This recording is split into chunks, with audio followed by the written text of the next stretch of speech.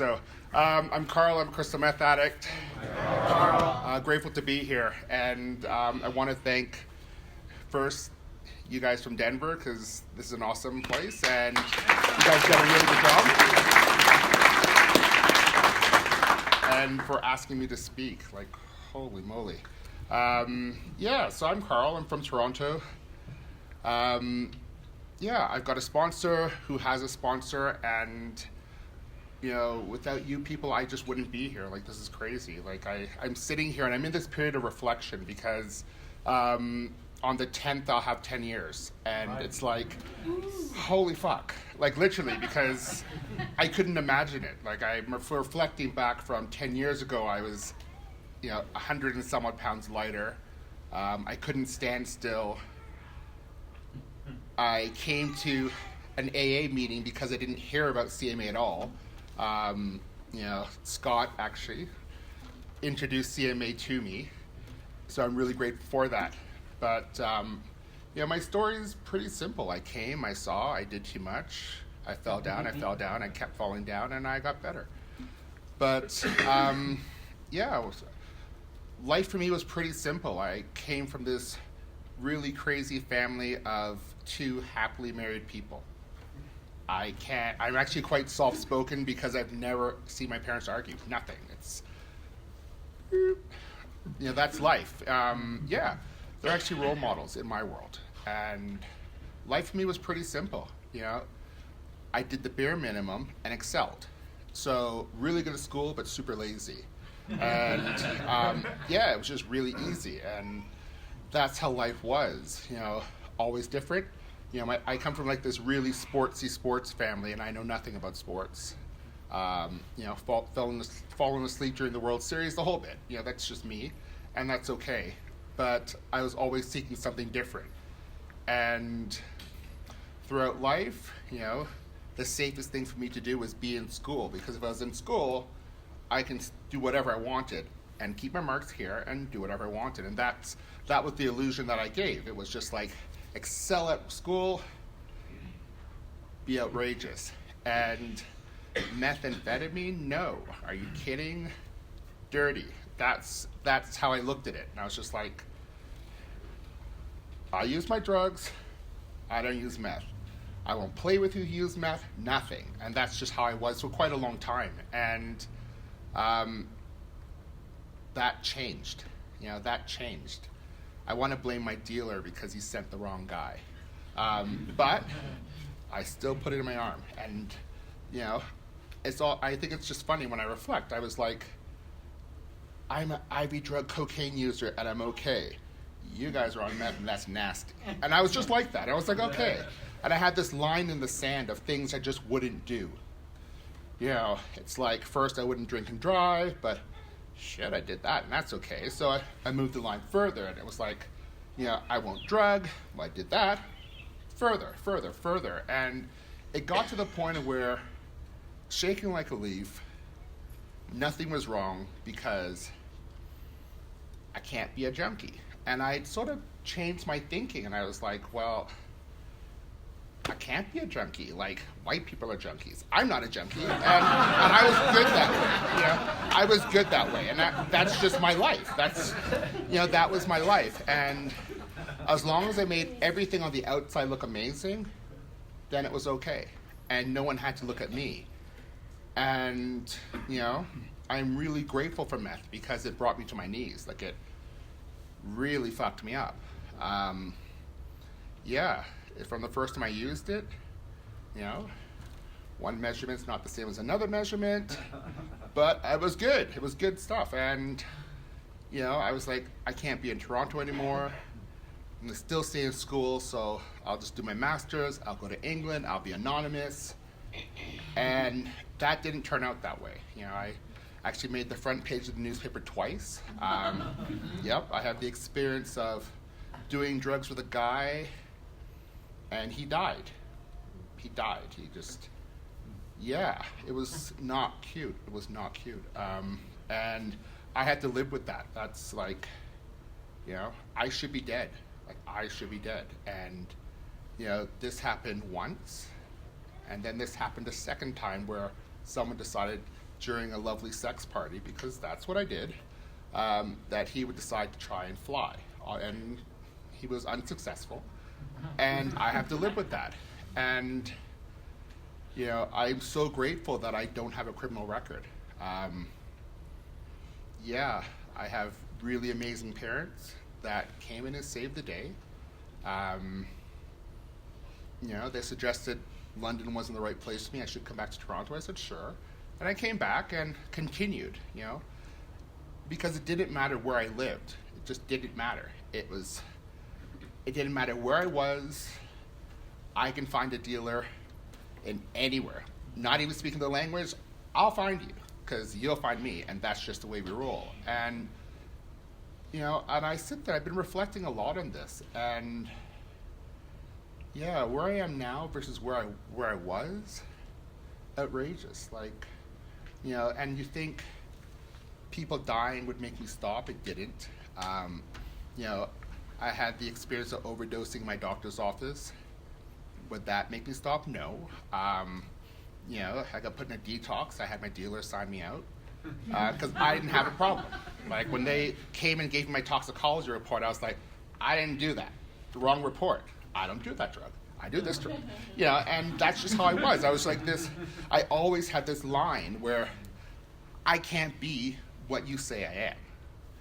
And, it wasn't until some 10 years ago, and, I got in a fight with my husband, because when you're off your nut, the best thing to do is get married, because you marry exactly what you see. And you had two crazy people that were insane, and we were perfect for each other until we weren't, And during the height of perfection, I decided that I'm angry at the world, and I'm going to go disappear. And I went to Berlin, and I experienced Folsom Europe like I've never experienced it before. And, it's all on film. Pretty interesting. But nonetheless, it's what I lived with. And what made me stop using this drug and actually made me revisit was after that trip. It was 5 days of being up. I remember pleading in German to the cab driver because I was having a moment in the cab, a moment, seizure. Similar. I just called them moments. They were just having a moment, and I came to, and we're at the A&E, which is the hospital, and I'm like, no, we're good. I got a flight. I'm good. And got home. A few days later, I received this email from a friend of mine, my dear friend Jeffrey, and he sent me an email explaining how I'd become a social pariah and how explained my behavior for the last 5 days. And I got to actually take a step back and realize, whoa, for once, I wasn't in control. You were my friends, and I tell you when you weren't my friend. And that's just how it was. And I was like this really nasty person. And I got to take a look at myself, and I realized that this wasn't fun. I wasn't having fun. What started off as, the odd drink, because I'm not a drinker. To the odd drug, to the odd this. I saw the progression to the I would never use meth to I'm shooting meth every single day. I used to buy cases of Jägermeister in these little bottles because if I took 2 of those, it would settle my stomach. I can do my thing. And I told people, they're like, why do you have this? And I said, well, it's good medicine. It's good for your stomach. It's good for my stomach. And I was convinced. I was like this delusional whack job. And, I'd never heard of recovery. Black. We go to church. We go to church. It's like when I came out, my mom was like, okay. A week later, she's like, what did you say? And I told her. I said, okay, let's go see the minister. Because that's what we do, in my family. And, and I'm really grateful, because my two parents are awesome. They're actually pretty cool people. But when I had this realization that I need help, the only person I knew I can call was my drug dealer, because I was like, I don't know about anything. So I called him up, and I was like, I think I have a problem. And I remember this day so clearly because he was like, uh-huh. And I said, I think I need help. He's like, uh-huh. And then I spoke to another friend. I said, I think I have a problem. And everyone just kept saying, uh-huh. And I was like, okay, whatever. And my dear drug dealer, Tim, he came over to my house because I didn't have a problem. Like, I have a home. I have a car. There's not a problem. And he sat there, and we had to look for a rehab. And I was like, oh, okay, there's places to get better, whatever.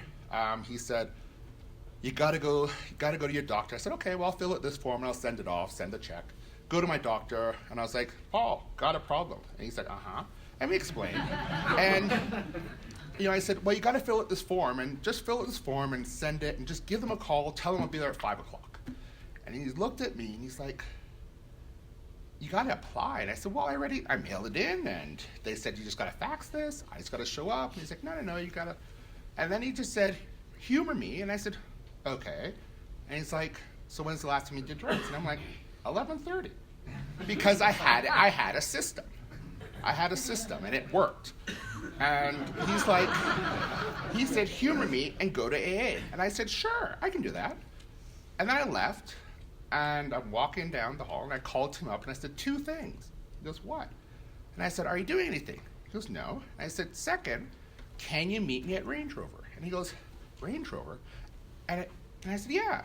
And he goes, why? And I said, well, the doctor said I have to go to AA, which means something's wrong with my car, so I'm going to drop my car off and you come pick me up. And he was like, started to laugh. And I'm like, what are you talking about? And he said, Alcoholics Anonymous. And I was like, what?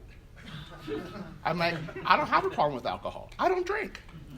And then he's like, what about the Jägermeister? And I said, well, no, it's good for my stomach. I don't drink. And it was like, but, he said humor me. And I decided I'm going to try this out. I'm actually going to try this out. And I got on my computer. I looked for a meeting where it'd have my people and drove around the corner, got to this meeting in a lovely bougie neighborhood. The meeting's rough as assholes. And I got there and I sat down and all I remember was listening to something. I couldn't remember what it was. I was shaking like a leaf. There was an older guy beside me, and I said, I have to use the bathroom. He kept patting me. I said, I have to use the bathroom, patting me. And then I threw up, and I threw up all over this guy. And I remember this guy, Marty Doyle, he came across, and the only true words I remember is he said, it's going to be okay. And he took me to the washroom, he cleaned me up, and he sat me back down. And that was the journey. That was the journey. And I got clean in AA because there was no CMA in Toronto. There was none. It was like 4 years into recovery, and Scott spoke at a gratitude meeting and introduced me to CMA. That's how I got here.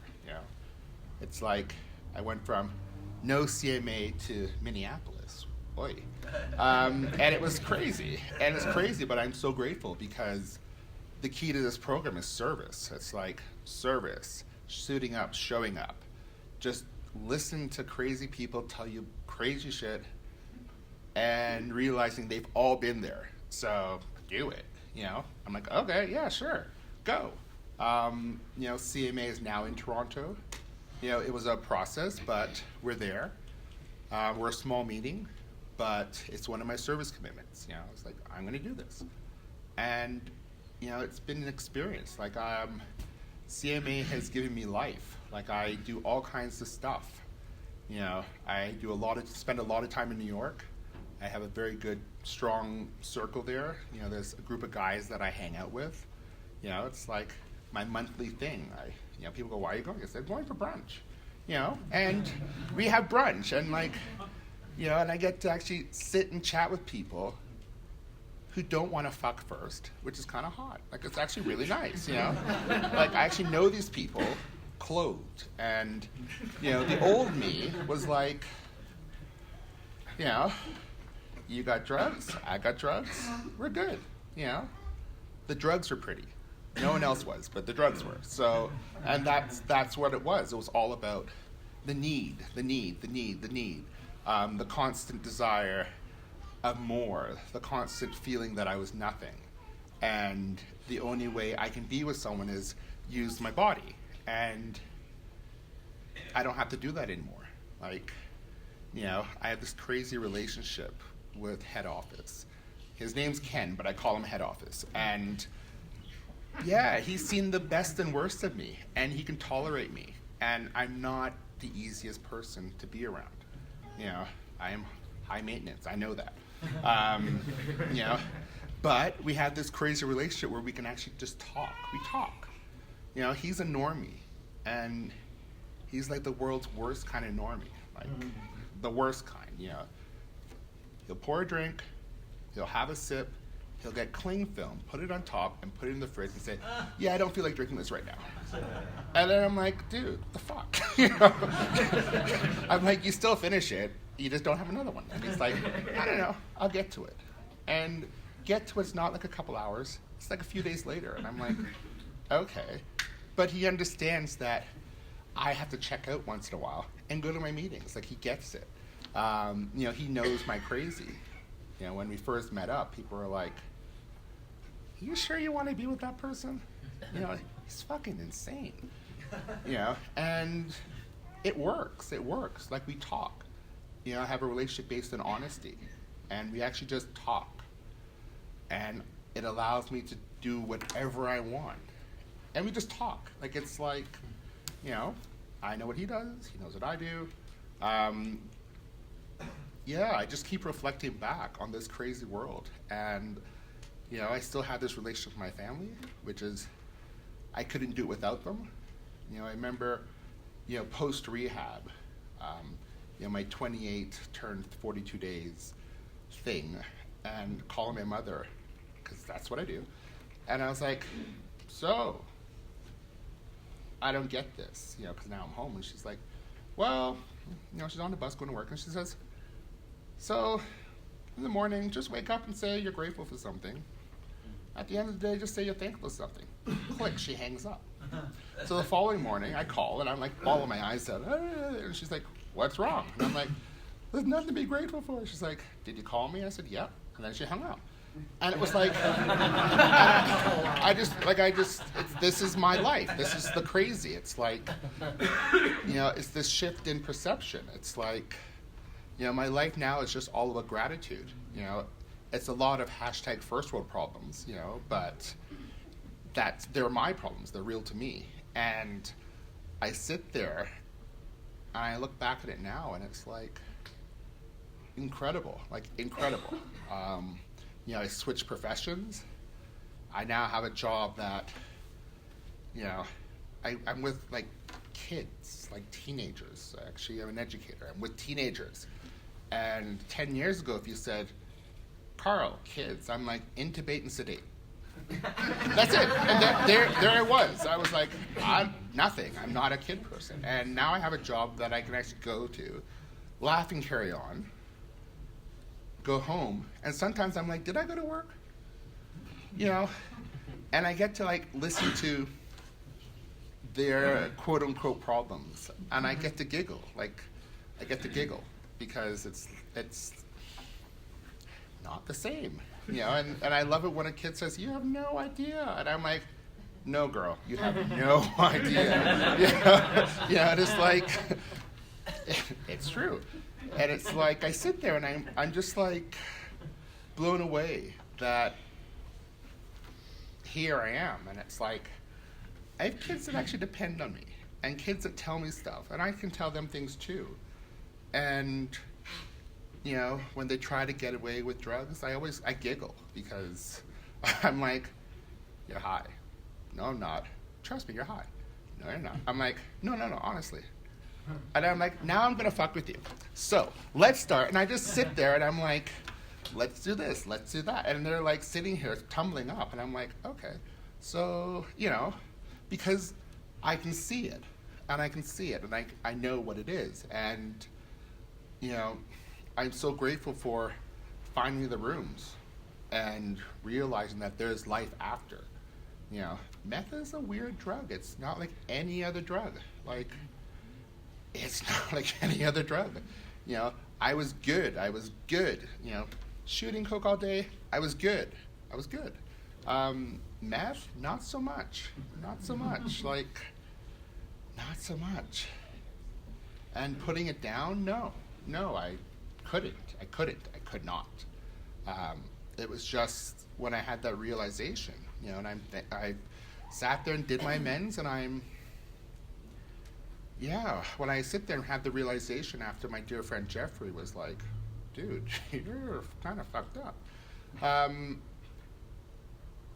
It's been no turning back. Like, there hasn't been relapse since becoming sober. I could say I had a lot of relapse before entering recovery, because it was like, there are so many times I said, I'm not doing that. Oh, I'm not doing that. But let me just put the drugs away in the drawer, because, I'm not doing that now. Okay, now it's gone, so let me do it. And that's how I was. It was just, and to now it's like, I'm like responsible member of society. It's crazy. When I say things like, hi, I'm Carl, I'm a crystal meth addict, I can also say, I'm a brother, I'm a son, I'm an educator, responsible member of society, I pay my taxes, I look after others, I'm dependable. I'm all these things that I could never have been before, and I never was. And that's because of you guys. It's all possible. You guys in this room showed me that this is possible. This is possible. And I'm living a life now that, I can't even imagine. Like, it's crazy. Like, it's crazy. Like, the stuff I do. And, and I always have time. I have so much time. Even when I say I have no time, I always have time. And, it's, right now things are tough. Things are tough in Toronto. Like, it's an easy city, but the drugs are everywhere. And it scares me. It really scares me at times. Like, with this anniversary coming up, it's been like, I forget about it. It's very easy for me to forget about how shit it was. And I get reminded. And I'm like, whoa. I saw a picture of me prior. And I was rake thin. Feeling fabulous, but rake thin, shaking like a leaf. And it was, when am I going to find my next hit? When am I going to find my next this? When am I going to do this? When am I going to do this? And now it's like, I have plans. It's like, I actually have plans and things that I'm doing. And that's because of you guys. That's because of being here. That's because, I sat there and listened to some crazy woman at first, start to take me through the steps. Like, my sponsor for the first year was a woman. Because men in gay hey did not want to sponsor me. A few said they were sexually attracted to me was the one, or I'm not going to make it was the other one, and it was hard. But I had that gift of desperation, because holy moly, I was desperate. Like, I was desperate. There was, life was tough. I'm sober now, and I still have to live with, 2 friends expiring, and it's hard. It's hard. It's like birthdays come, and I know when their birthdays are, and I'm like, shit. And, I should be dead, but I'm not. And, this is a rebirth, and I will give it the best that I can do. So if you're struggling, it's possible, whole room of miracles. So thanks.